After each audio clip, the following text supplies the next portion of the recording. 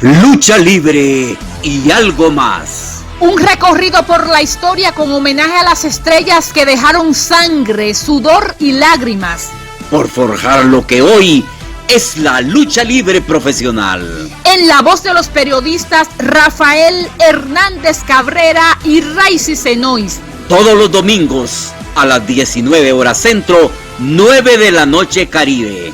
Hoy les presentamos Lucha Libre y algo más.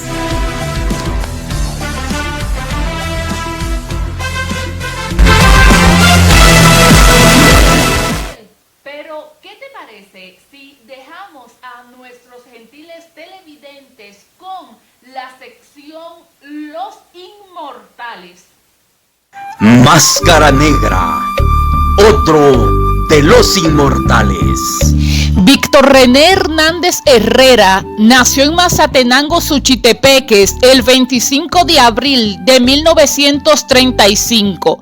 Sus padres, Rafael Hernández y doña Chusita Herrera de Hernández, emigraron a la ciudad capital junto a sus hermanos. A los 13 años se inició en la lucha amateur, donde conoció a Osvaldo Johnston, ambos alumnos de Mr. William Pat Chow. En la lucha amateur destacó dentro de su peso, ostentando el campeonato nacional en los años de 1955 a 1957 y la practicó hasta los 18 años. También era un consumado judoka, pues ostentaba la cinta negra, y a los 19 años decidió dedicarse a la lucha libre profesional con el personaje de Máscara Negra, con el cual destacó de inmediato, iniciándose como preliminarista hasta destacarse como estelarista por su calidad e imán de taquilla, pues el público se le entregaba en cada presentación, constituyéndose en el primer ídolo enmascarado en Guatemala, cuando ya se habían retirado Aristides Pérez y Ramiro Iriarte, el Fantasma. René Hernández era un joven que, además de la lucha libre, practicaba el toreo, que era otra de sus pasiones. En la tauromanía fue guiado por la novillera Marta Ortiz Bonafina. Era muy difícil decir cuál era su favorito, así que decidió compartir su tiempo en ambas profesiones. Se presentaba los sábados en la Plaza de Toros y los domingos en el Gimnasio Teodoro Palacios Flores, y en ambas actividades era un consagrado. En la actividad taurina, giras departamentales Retaluleo, Suchitepeques, Quetzaltenango, ya se había presentado en la Plaza de Toros La Bien Paga de Tapachula, México, y estaba a la espera de un contrato para incursionar en otras plazas mexicanas. Como matador, pues jamás falló una estocada. Era una actividad muy gustada en el vecino país del norte. Como luchador, ya había hecho pareja con el Santo, enmascarado de plata, y con Huracán Ramírez, enfrentándose a las más connotadas figuras del firmamento luchístico de esa época. Desenmascaró a la Cebra, también al inglés El Marino. Sus combates contra Akio Yoshihara del Japón hicieron época, y en pareja de Santo vencieron a Sugisito y Urokisito. Pero la pelea que lo llevó a la categoría de ídolo fue cuando en un relevo, como pareja de Black Shadow, vencieron a Santo el enmascarado de plata y Aristides Pérez. Sería la base para que el rudo deporte se enraizara en la cultura popular guatemalteca, hilvanando un récord de victorias consecutivas difícil de igualar. Al conquistar el campeonato centroamericano y sur de México, se convirtió en el ídolo indiscutible a quien todos querían destronar, pero nadie pudo conseguirlo y el título quedó finalmente vacante. Muchos gladiadores de talla mundial mordieron el polvo de la derrota ante Máscara Negra, y fue el gladiador perfecto para la transición de la época de oro en el año de 1964, cuando abre temporada Osvaldo Johnston, Willy Galán Palomo, Carlos García Urrea y Rodrigo Hurtarte. Era el ídolo indiscutible al cual la afición quería ver en acción, y no los defraudó. Pero surgió tremenda rivalidad contra los rudos importados Gori Casanova, El Verdugo y Profesor Satán, los tres de México. Con el Profesor Satán surgió una rivalidad a punto de llegar a una disputa de máscaras. También el argentino Bobo Salvaje supo qué era enfrentar al ídolo guatemalteco. Era mecánico de profesión y prestaba sus servicios como tal en el Departamento de Investigaciones Especiales DIE de la policía durante el gobierno del presidente Idígoras Fuentes. Otra de sus pasiones era el fútbol. También fue portero del equipo Eureka cuando jugaron por primera vez el equipo de los luchadores contra los reporteros en el estadio Mateo Flores. Máscara Negra fue portero. El 29 de enero de 1964, en la Plaza de Toros, ocurrió un inesperado accidente. Cuando ya había dominado al toro de 800 libras y el público aplaudía a rabiar las verónicas del torero, inesperadamente el semoviente se levantó y le dio una cornada en el pecho que lo perjudicó, pues por muy buen torero que sea, una acción inesperada causa estragos. La lesión quedó ahí, en el pecho de René Hernández, pero al día siguiente tenía que luchar contra el Bobo Salvaje de Argentina y solo se inyectó para mitigar el dolor. Y esa tarde subió vendado con esparadrapo a cumplir sus compromisos, quedando muy lastimado. Su esposa lo llevó a Lix, donde le dieron tratamiento, pero no lo internaron. Pasó convaleciente esa semana y como pareja de Bruno Bardot enfrentaron a Profesor Satán, con quien ya tenía una rivalidad directa, y el Verdugo Emilio Chaires. Fue un relevo muy emotivo, pero Máscara Negra recibió una fuerte patada en el pecho y cuenta su esposa Ana María Francisca Oliva de Hernández que lo llevaron muy mal a su casa. Ella, al ver que escupía sangre, de inmediato lo llevó a Lix, donde falleció el 20 de febrero de 1964, en un día nefasto para la lucha libre. El certificado de defunción indica infarto pulmonar. Cuando estaba recluido en el centro de traumatología a la espera de un electrocardiograma para determinar su estado de salud y anunciar su posterior reaparición en el cuadrilátero para saldar cuentas con el Profesor Satán, cuya rivalidad quedó inconclusa. De su primer matrimonio con Odette Álvarez le sobreviven René el Mayor, Ana Carolina y Juan Carlos, quienes radican en Estados Unidos. Su hermano David puso una demanda que no prosperó, ni en el Ix, que argumentó haberle dado el tratamiento adecuado y que llegó caminando por sus propios medios, ni en la empresa. René Hernández falleció a los 29 años de edad, en la flor de la juventud y con mucho que dar en el deporte.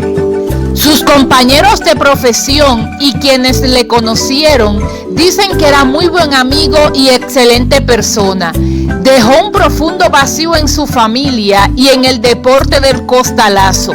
Máscara Negra es otro de los inmortales. Hoy, en Los Inmortales, José Azari, el tigre de Chantla. José Azari nació el 10 de noviembre de 1937. Su padre, Domenico Yusef Azari, fue un migrante italiano que vino a tierras guatemaltecas a inicios de la década de los 30 del siglo pasado, estableciéndose en Huehuetenango, donde compró una finca, específicamente en Chantla, para dedicarse a la producción de lácteos y de finos quesos. Ahí conoció a Marta Aceituno Aguilar, con quien procreó 2 hijos, José y Luis. José Azari no se caracterizó por ser un estudiante con notas sobresalientes. Es por ello que desde muy pequeño ayudó a su papá en la finca y luego en sus años de juventud combinaba otros trabajos para sobrevivir. Como deportista, fue la natación la que acaparó su atención, llegando a sobresalir como salvavidas del IX. Es ahí donde hace amistad con Héctor Iriarte, quien también era salvavidas y luchador. Este le propone practicar lucha olímpica. Sin dudarlo, la respuesta afirmativa de José Azari le lleva a la Federación Nacional de Luchas, siendo este el camino que le cambió la vida. Su gran maestro fue el luchador Osvaldo Johnston, destacado alumno del padre de la lucha libre guatemalteca, Mr. William Pat Chau, quien obteniendo medalla de oro en los Juegos Centroamericanos y del Caribe de 1950, había asistido a los Juegos Olímpicos de Helsinki en 1952. Fue quien le enseñó toda la técnica para sobresalir. José Azari obtuvo sus máximos honores a nivel nacional e internacional en la lucha olímpica, pero José siempre reconocía a don Osvaldo Johnston como su maestro y amigo, y aunque en algún momento de su vida tuvieron serias dificultades que los distanció, nunca dejó de reconocerlo como tal. José Azari ganó medalla de plata en Kingston, Jamaica, en 1962 en 68 kilos, en Juegos Centroamericanos y del Caribe, y en 1963 en Juegos Panamericanos en Sao Paulo, Brasil, medalla de plata en 70 kilos. En el año 1964 debuta como profesional, precisamente un día después de la muerte de Máscara Negra, René Hernández, otro de los inmortales. Debutó como pareja de Bruno Bardot, enfrentándose a los mexicanos El Verdugo y Gori Casanova. De ahí en adelante, sus triunfos lo llevaron a enfrentarse a el español Celso Sotelo, el jamaiquino Dorrell Dixon, el mexicano Cavernario Galindo, Gran Marcus y Rizado Ruiz, y otras grandes estrellas de la época. Disputó su cabellera en múltiples ocasiones, siendo la más importante cuando ganó la máscara de El Cirujano. Obtuvo el título Champion du Monde y en la década del 70 incursionó como promotor con la llegada de la televisión y el nacimiento de Revista Lucha, en lo que se constituyó como la época de oro de la lucha libre, hasta su retiro en un combate contra el Dr. Wagner. No podemos dejar de mencionar la disputa del campeonato mundial frente a Bull Gregory en el estadio Mateo Flores ante 30,000 personas, lo que constituye un récord latinoamericano en el rudo deporte. Posteriormente, en los años 80, reapareció en Arena Metropolitana de nuevo como promotor asociado con la familia Ibargüen, en el antiguo supermercado San Gabriel en la zona 7, donde surgieron figuras de la talla del arriero de San Juan, los pescadores de Palopó, Spoiler, los fugitivos y otros. Sufrió varias lesiones a lo largo de su trayectoria, la que combinaba con su afición por el buceo, que lo llevó a pasar largas temporadas en los Cayos de Belice. Con el surgimiento de Promociones Reyes Alonso, José Azari reapareció en Coliseo Nou Camp, donde formó pareja con Astro de Oro, quien llegó a ser el gran ídolo de la época de Diamante. Esa fue una lucha donde pareciera que el ídolo de la época de oro entregaba la estafeta al nuevo ídolo de la época de Diamante. Irónicamente, esa fue su última lucha porque poco tiempo después falleció por un paro cardíaco en su apartamento.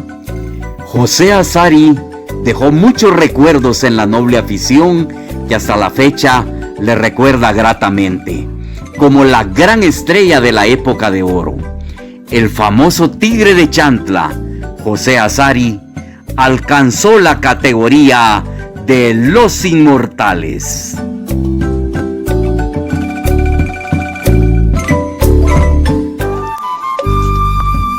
Máscara Roja, otro de los inmortales. Máscara Roja, uno de los grandes gladiadores de la época de oro de la lucha libre guatemalteca. Recibió la estafeta de manos de su antecesor, Máscara Negra I, René Hernández, constituyéndose en los dos primeros ídolos enmascarados de la época de oro. Pero el 5 de agosto se nos adelantó en el viaje sin retorno. Falleció el ex luchador Rafael Figueroa, mejor conocido como Máscara Roja, famoso luchador de los años 70, pastor evangélico ejemplar y conocido hombre de negocios en los bienes raíces y seguros. La lucha nacional volvió a teñirse de luto por el fallecimiento de Máscara Roja a la edad de 87 años. Máscara Roja nació en la ciudad de Guatemala el 2 de febrero de 1932. Fue el primogénito de 5 hermanos. Lastimosamente perdió a su madre cuando solo tenía 15 años, por lo que se hizo cargo de su hermana menor. Cuando tenía 19 años se acercó al gimnasio olímpico y vio que había 2 luchadores combatiendo, entre ellos el famoso Juan Villagrán, el Alacrán, quien llegaría a ser uno de sus amigos entrañables. Por curiosidad, se acercó para preguntar si podía intentarlo. Los entrenadores accedieron. De inmediato detectaron su notable habilidad para la lucha y lo incentivaron a seguir practicando. Cabe resaltar que creaba sus propias historietas y él las vendía. Su rivalidad enconada con los espías de México, el maleante Paulino Mar, el propio Cavernario Galindo, el Toluco de México, Ray Durán, el Chacal, Profesor Satán II y muchos más que mordieron el polvo de la derrota ante su famoso codazo atómico. Por muchos años ostentó el campeonato medio de Sudamérica, que le ganó al halcón peruano. Luchó en México, en todo Centroamérica. Su compañero de lucha fue el Rayo Chapín, José Azari, Jorge Mendoza y Leonel Rivas. Comenzó su trayectoria como rudo y en un combate se pasó al lado de los técnicos. Lo lastimaron sin misericordia. Y en un combate se pasó al bando de los técnicos. Lo lastimaron sin misericordia, por lo que consideraban una traición al bando rudo. Sus inicios como rudo en el año de 1956. Con el pasar de los años se fue ganando se fue ganando a los espectadores con su carisma.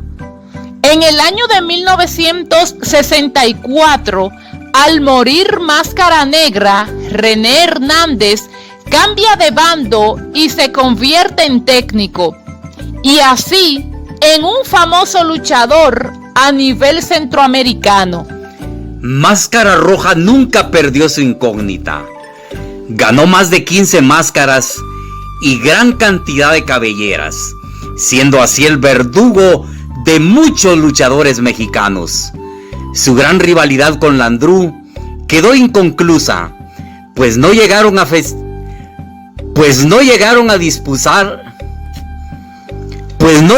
a disputarse las caretas, aunque cada pelea era una verdadera guerra, donde ambos contendientes salían lesionados o con las máscaras rotas.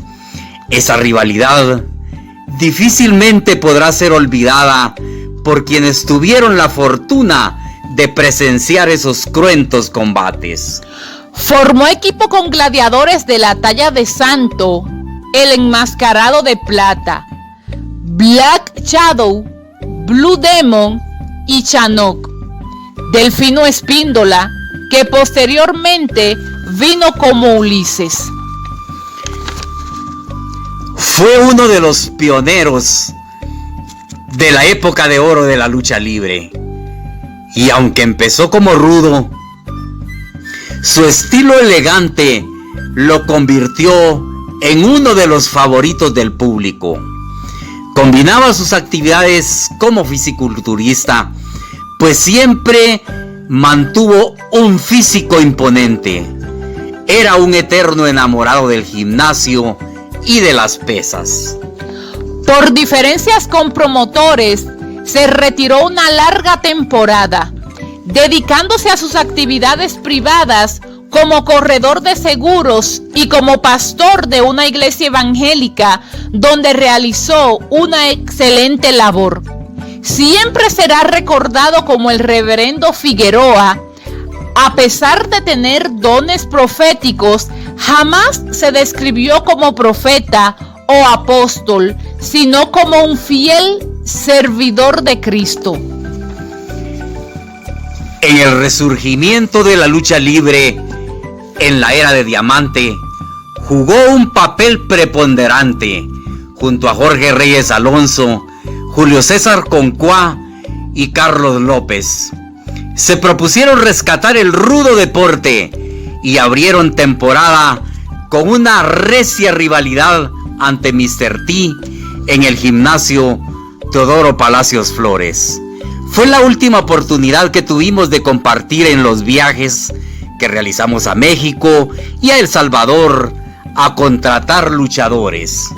Sus enfrentamientos con Mr. T quedaron para la historia.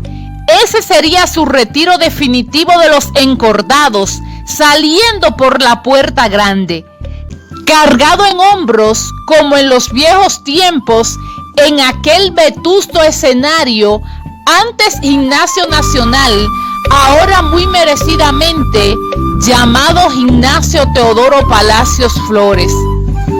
En agosto de 2020, la noticia de su deceso consternó al mundo luchístico, dejando un profundo vacío.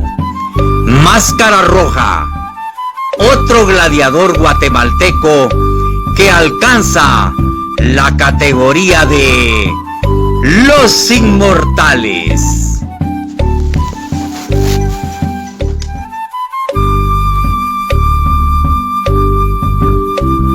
Los reconocimientos deben ser en vida, pero los homenajes póstumos son un grato recuerdo para la familia y el primer paso para convertirse en inmortal. Hoy, en Los Inmortales, presentamos a Rayo Chapín. Corría el año de 1960 cuando Rayo Chapín debutara, siendo destacado alumno de Bobby Rodenas, cuando aún no cumplía los 18 años de edad. En el año de 1948 llegó a Guatemala con sus padres, dos emigrantes españoles, Carlos Peiró Roger y Antonia Carrión García, que huyendo de la dictadura de Francisco Franco durante la Guerra Civil, que los llevó a radicar temporalmente en Francia, donde nace el pequeño Francisco. Los esposos Peiró Carrión, cuando Paco solo tenía 6 años, durante la invasión alemana al norte de Francia, se vieron obligados a salir de Francia con rumbo a Centroamérica, temiendo que el régimen francés cayera en manos de Hitler, pues saliendo de la dictadura de Franco en España, no querían ser víctimas de la dictadura nazi. La democracia guatemalteca fue del agrado de la familia Peiró Carrión, que decidieron asentarse en Guatemala para la educación de su hijo Francisco, quien adoptó la idiosincrasia guatemalteca, al extremo que adoptó el gentilicio Chapín, poniéndolo en alto aún más que otros guatemaltecos naturales, al extremo de sentirse orgulloso de portar los colores azul y blanco. Rayo Chapín combinaba sus estudios con el deporte. Desde muy joven se inició en la lucha olímpica como alumno de Osvaldo Johnson, y en el ámbito profesional se convirtió en uno de los mejores alumnos de Bobby Rodenas, con quien años más tarde entablaría una rivalidad enconada.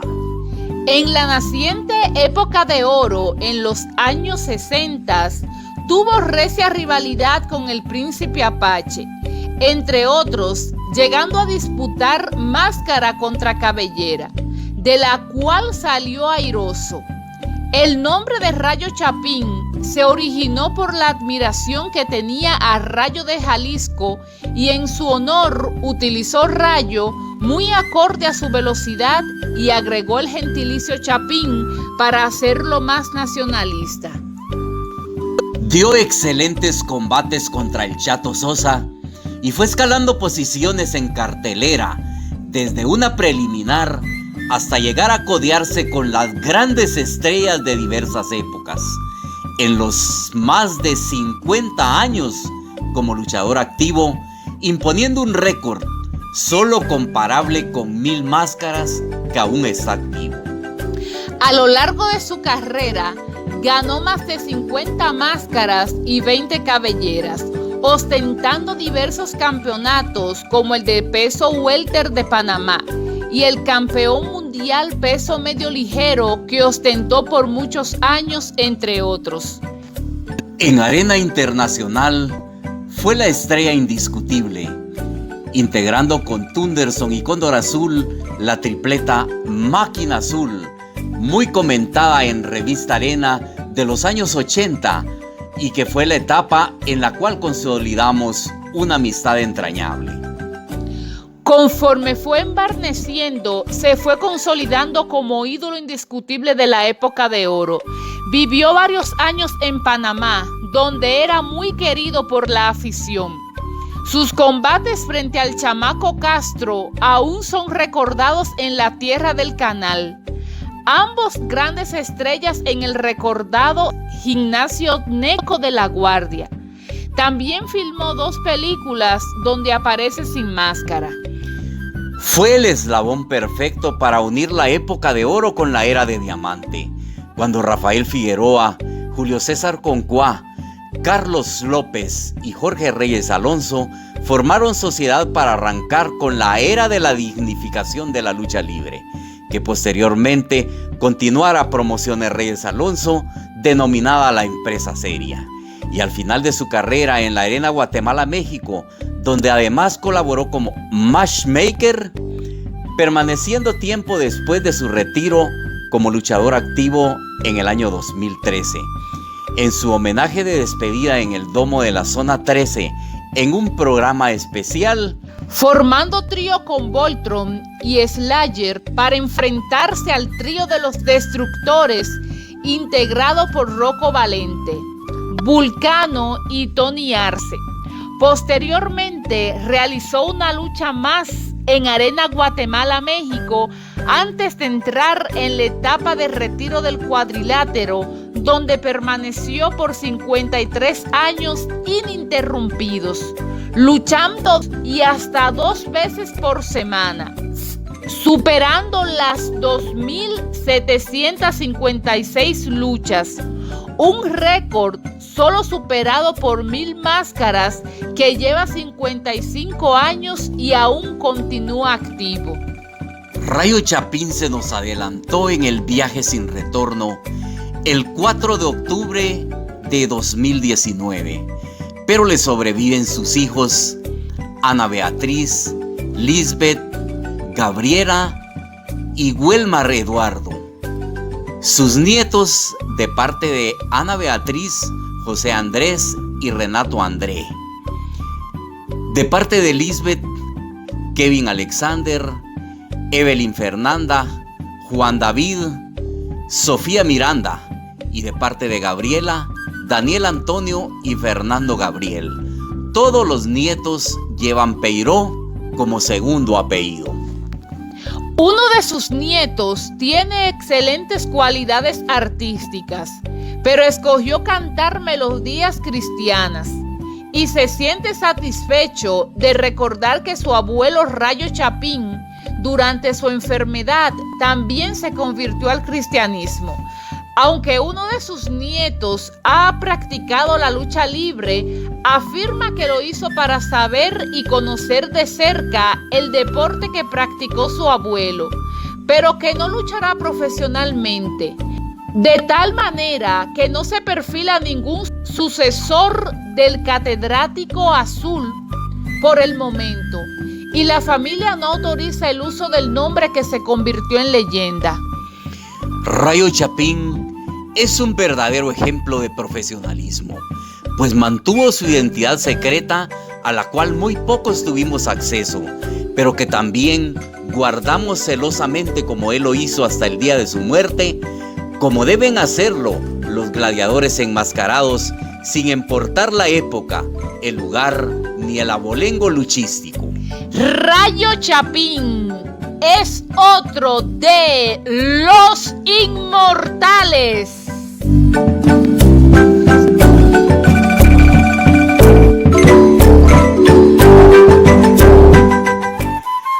Los homenajes deben ser en vida, pero un reconocimiento póstumo es un grato recuerdo para la familia y el primer paso para convertirse en inmortal.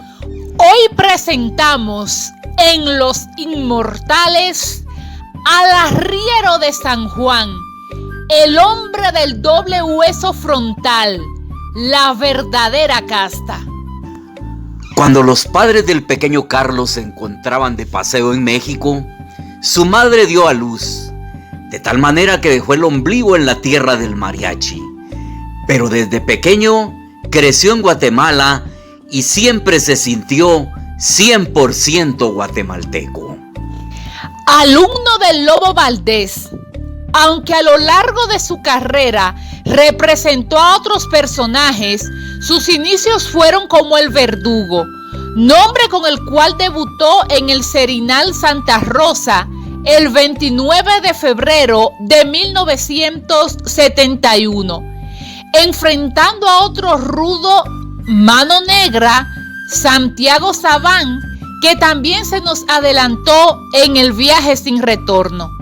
Su trayectoria en la recordada Arena San José al lado de El Gran Francisco y en Coliseo Florida al lado de La Llorona le dieron el fogueo suficiente para colocarse entre los mejores, lo cual le valió ser escogido para personificar a el arriero de San Juan, con el cual logró su consagración definitiva. Debutó como arriero de San Juan en las instalaciones de Canal 7, frente a Jorge Mendoza, el luchador perfecto, y el día siguiente en el gimnasio Teodoro Palacios Flores, frente a Leonel Rivas, perfilándose como un rudo de gran calidad que llegaría a afianzarse como estrella de la época de oro, y su consolidación definitiva la consiguió en la era de diamante. Llegaban camionadas de campesinos de San Juan Zacatepeques. Solo para verlo en acción abarrotaban las generales del Gimnasio Teodoro Palacios Flores, escalando posiciones cada vez más elevadas en cartelera gracias a su dedicación y espectacularidad. Años más tarde, reapareció en Arena Metropolitana como rival directo de José Azari. En ese entonces, un accidente en su moto provocó que en la radiografía los médicos le descubrieran un doble hueso frontal, que se convertiría en su arma predilecta, y sus rivales sufrieron sus férreos golpes de testa comparables a los del español Celso Sotelo. La máscara del verdugo que jamás perdió quedó en buenas manos, pues un alumno muy querido al que consideraba como su hermano siguió dándole brío, y aunque ya se nos adelantó en el viaje sin retorno, tampoco la perdió y se llevó el secreto al más allá. Luchó en casi todos los departamentos de Guatemala, en el sur de México, Panamá, Colombia, Honduras, Belice y El Salvador. Ostentó el campeonato centroamericano de peso semicompleto, que le ganó al panameño Chamaco Castro, y lo consolidó en Arena Santa Anita frente al Comanche Lima II, en una disputa muy pareja. El Campeonato de las Américas, que le ganó al veloz Tapatío de México. Ganó cabelleras importantes, entre ellas la de Juan López Velázquez, el Corsario II. Y máscaras famosas fueron a parar a su vitrina de trofeos. En Arena Metropolitana, antiguo supermercado San Gabriel en la zona 7, despojó de su máscara a un estilista que pasaba por su mejor momento, Starman, dando a conocer en memorable disputa a Carlos González, que todavía está en acción. Entre las máscaras ganadas están Alma Brava, Rizado Ruiz de México, El Gallo de Veracruz, El Centauro, Bull Power, que resultó ser el gran jefe Mara de Venezuela, el veloz Tapatío en una triangular con Fishman resultó ser Wenceslaus Zárate de Oaxaca, México. El Muerto de México, que resultó ser Luthor y que conservaba su figura a pesar de que vino a Guatemala 20 años antes. Flama Roja de México, Puños de Hierro de Honduras, El Atómico, El Padrino y Lanzallamas de México. Y la última, Black Cato, también del vecino país del norte. Entre las disputas del arriero de San Juan, la verdadera casta, tienen mención especial la triangular ante Fishman, en ese entonces campeón mundial semicompleto de la UWA, exponiendo su máscara y el campeonato. Veloz Tapatío, exponiendo máscara y campeonato de las Américas. Y el arriero de San Juan, exponiendo campeonato centroamericano semicompleto y su máscara. Aunque el ganador absoluto resultó ser el hombre pez, la disputa contra su compañero Veloz Tapatío fue tan emotiva que hizo llorar hasta el cielo, pero se coronó doble campeón. Otro de sus memorables combates fue ante el mismísimo Perro Aguayo, que al terminar la pelea lo felicitó por su calidad indiscutible. Y es que Pedro Damián Aguayo, que también se nos adelantó, era un hueso duro de roer, y el hombre del doble hueso frontal supo hacerle frente y sacarle un honroso empate. También sus enfrentamientos ante el Ángel Azteca, en su mejor momento, y no se diga ante Atlantis, dejan constancia de su calidad porque nunca se amilanó ante nada ni nadie, porque siempre supo sacar la verdadera casta cuando se trató de inflar el pecho por Guatemala, sin importar nombres ni tamaños. Con Astro de Oro hubo una temporada de amistad y armonía, pues ambos como estelarista hicieron frente a muchos extranjeros, pero un día riñeron y los enfrentamientos sacaban chispa de la lona de más prestigio en Centroamérica. Así que fue digno rival de José Azari, el ídolo de la época de oro, y de Astro de Oro, el ídolo de la era de diamante, para que nadie pueda poner en tela de duda su calidad. Falleció el 4 de julio de 2020. Ya estaba en condición de retiro, pues su última presentación había sido en Arena Guatemala, México, el domingo 6 de octubre de 1996, pero aún activo en su taller de reparación de estufas y refrigeración.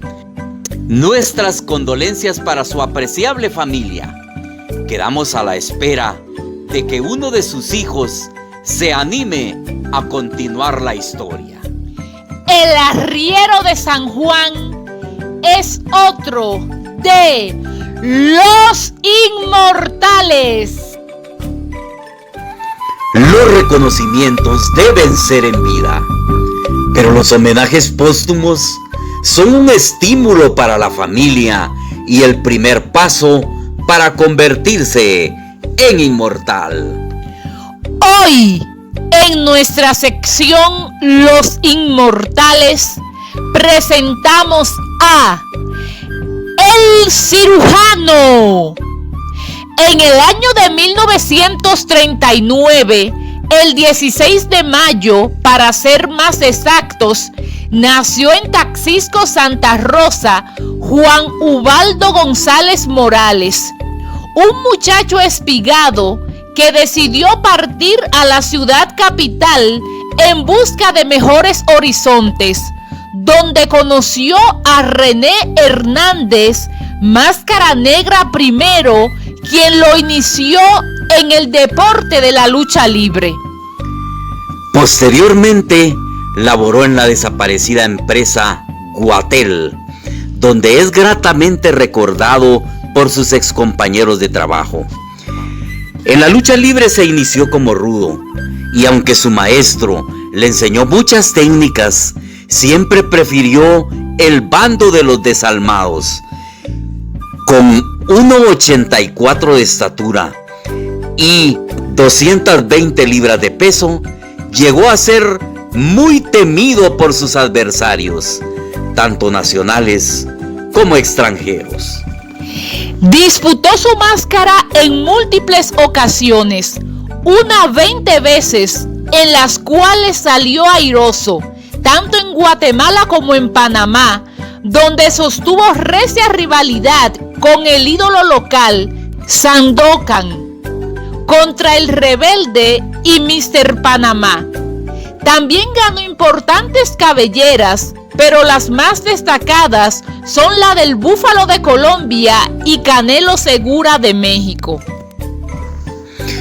Su apogeo lo vivió en los años 70, en plena época de oro, pero su debut data del año de 1962 en la promoción de León Midray. Llegó a convertirse en el máximo rival de José Azari, el indiscutible ídolo de la época de oro, llegando incluso a ganarle el cinturón emblemático que trajo a Guatemala el español Celso Sotelo, el famoso Champion du Monde. A pesar de ser rudo por naturaleza, su angelito lo llevó a estelarizar una fotonovela, personificando a un héroe que se enfrentaba al mal. Pero se convirtió en la piedra en el zapato.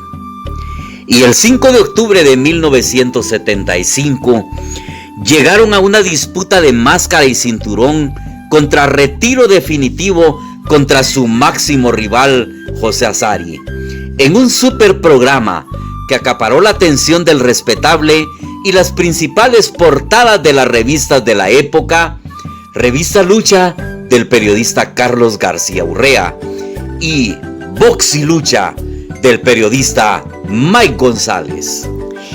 Esa tarde en el gimnasio Teodoro Palacios Flores, local de sus grandes triunfos, fue testigo de su más aplastante derrota en manos del Tigre de Chiantla, quien se quedó con la nívea capucha ante el regocijo de muchos y las lágrimas de otros, en lo que sería el principio del fin para uno y para otro, pues la promoción empezó a decaer.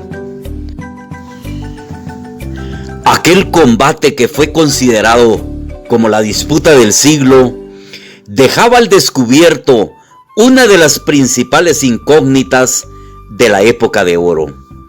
Pero en la era de diamante volverían a enfrentarse en relevos australianos, y cada vez que el Tigre de Chiantla estaba frente al cirujano, el monstruo de las 1000 cabezas se enardecía. Esto ocurrió con Promociones Reyes Alonso, la empresa seria, pero en una corta temporada del Tigre de Chiantla se rumoraba una disputa de revancha, cabellera contra cabellera. Pero el fallecimiento de José Azari el 17 de octubre de 1988, a los 51 años de edad, dejó inconclusa esa rivalidad que pudo haber llegado a consumarse. En la era de diamante, el cirujano tomó su segundo aire, con la madurez que dan los años y de la mano con otros gladiadores de su talla, como el Chino Show, Coloso Colosetti, Dorrell Dixon, Gran Jefe Mara de Venezuela, alternando con los elementos jóvenes de esa gloriosa época, como el Arriero de San Juan, el embarnecido Rayo Chapín, Gonzalo Diegues, La Fiera, Leonel Rivas, Thunderson y el mismísimo Máscara Roja. Fueron piezas importantes para el resurgimiento del rudo deporte. Junto a Juan Villagrán, Juan González, los dos Juanes integraron la Ola Blanca, a la cual posteriormente, después de una lesión, vino el retiro en silencio del famoso Tiburón Blanco, a quien se le vio en homenajes en diferentes arenas hasta su retiro definitivo, en el cual pocas personas compartieron con él y su familia, hasta el 19 de agosto de 2019, cuando falleció a la edad de 80 años. Su apogeo en los años 70, en la época de oro, reverdeció en los años 80, en la era de diamante, con Promociones Reyes Alonso. Irónicamente, su atuendo de médico al ingresar al cuadrilátero fue la inspiración de muchos jóvenes para dedicarse a la medicina. Entre ellos, el doctor Carlo Paxtor, que fue el médico del ring por excelencia en la era de diamante y que actualmente radica en Estados Unidos. Fue el único guatemalteco, después de José Azari, el Tigre de Chiantla, en ostentar el fajín emblemático Champion du Monde. Curiosamente, el día que falleció Juan Ubaldo González, el cirujano, era el sepelio de otro gran deportista, Teodoro Palacios Flores, también a los 80 años, cuyo nombre lleva en su memoria el Gimnasio Nacional, donde el famoso cirujano desarrollara la mayor parte de su carrera como luchador profesional y donde cayó esa famosa máscara blanca. El cirujano siempre será recordado como un rudo con ángel, que quizá jamás debió perder su máscara. Por eso y por mucho más, el cirujano es otro de los inmortales. Que este programa haya sido de su agrado y que usted siga acompañándonos por ese apasionante recorrido en el mundo del deporte más antiguo. Pero por hoy tendremos que decirles, como siempre, hasta la próxima. Sintonícenos todos los miércoles a las 18 horas centro, 8 de la noche Caribe, y los domingos a las 19 horas centro, 9 de la noche Caribe, por Telemaya, canal 34 de la red Sistecom, cada vez con mayor cobertura, y por la web www.telemaya.com. En Facebook, canal Telemaya. Y será hasta la próxima entrega, por supuesto, si el Dios Todopoderoso y usted nos lo permiten. Bye bye. hasta la próxima. Esto fue Lucha libre y algo más. Lo invitamos a sintonizarnos la próxima semana por este mismo canal a la misma hora. Con las estrellas de las diferentes épocas que escribieron su nombre con letras de oro. En la voz de los periodistas Rafael Hernández Cabrera y Raicy Senois. Nos vemos la próxima semana para que usted sea testigo de la historia.